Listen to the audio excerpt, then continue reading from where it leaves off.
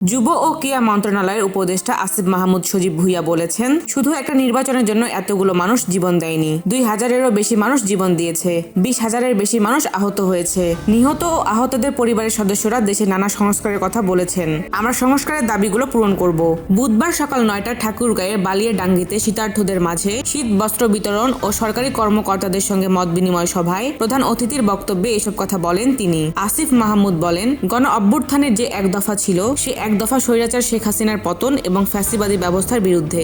বাংলাদেশের সব প্রতিষ্ঠানকে প্রায় ধ্বংস করা হয়েছে। সে জায়গা থেকে আমরা মনে করি সংস্কার করা অত্যন্ত গুরুত্বপূর্ণ। এ সময় বালিয়াডাঙ্গিবাসী পৌরসভার দাবি করলে তিনি বলেন, পৌরসভা নিয়ে একটি রিভিউ চলছে। দেশের কিছু পৌরসভা বাদ দিয়ে নতুন করে কিছু পৌরসভা করা হবে। তিনি আরো বলেন, আমাদের দেশে প্রায় 40% রাস্তা পাকাকরণে বাকি আছে। বালিয়াডাঙ্গি উপজেলাতে প্রায় 30% রাস্তা পাকাকরণ বাকি রয়েছে। বালিয়াডাঙ্গিকে যাতে দ্রুত জাতীয় পর্যায়ে সমপরিমাণে নিয়ে যাওয়া যায়, সে ব্যাপারে আমরা কাজ করব।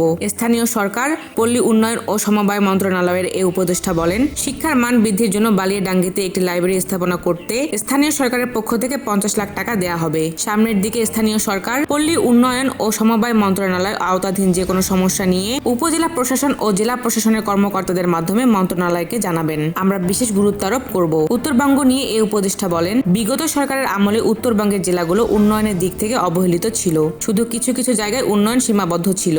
যে অঞ্চলগুলো বৈষম্যের শিকার হয়েছে, অন্তর্বর্তীকালীন সরকার সেসব অঞ্চলকে বেশি গুরুত্ব দেবে। আমরা কিছু দীর্ঘমেয়াদী প্রকল্প হাতে নেব, যা এই সরকারের মেয়াদ শেষ হলেও জনগণ সেগুলো সুফল ভোগ করবে। আসিফ মাহমুদ সজীব ভুঁইয়া বলেন, সরকারের যে সংস্কারের এজেন্ডা, গণ অভ্যুত্থানে যারা শহীদ ও আহত হয়েছেন তাদের যে চাওয়া পাওয়া, সে সংস্কার কার্যক্রমে একটি সুন্দর বাংলাদেশ গড়ার দিকে এগিয়ে যাওয়ার প্রত্যয়ে আপনাদের সহযোগিতা প্রয়োজন। অতিরিক্ত জেলা প্রশাসক সর্দার মুস্তাফা শাহিনের সভাপতিত্বে মত বিনিময় সভায় উপস্থিত ছিলেন অতিরিক্ত পুলিশ সুপার লিজা বেগম, বালিয়াডাঙ্গি উপজেলা নির্বাহী কর্মকর্তা পলাশ কুমার দেবনাথ, এলসিইডির নির্বাহী প্রকৌশলী মোহাম্মদ মামুন বিশ্বাস প্রমুখ।